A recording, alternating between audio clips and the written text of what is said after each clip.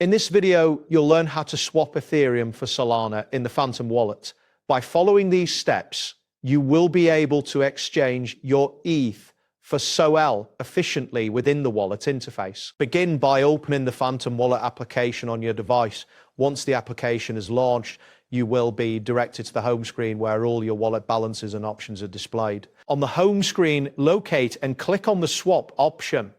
This button is typically found prominently on the main interface, allowing you to access the swapping feature quickly. After selecting swap, you will see two fields labeled You Pay and You Receive. In the You Pay field, click to select the cryptocurrency you want to exchange. From the list, choose Ethereum, which is often represented by its symbol ETH. Next, navigate to the You Receive field. Click here and select Solana from the available options.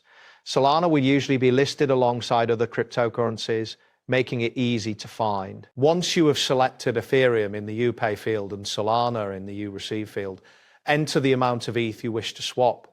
Be mindful of any network fees that may apply, as these can affect the total amount of SOL you will receive. After entering the desired amount, click on the Review or Swap button, depending on the version of the wallet you are using.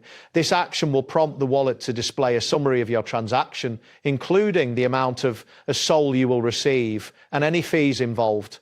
Take a moment to review the transaction details carefully. If everything appears correct, confirm the transaction by clicking the Confirmation button.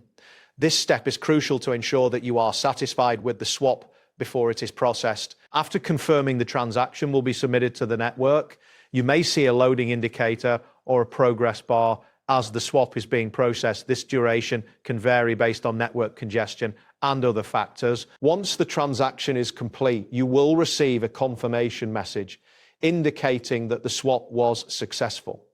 At this point, you can return to your wallet's home screen to view your updated balance reflecting the newly acquired SOL. That wraps up today's guide.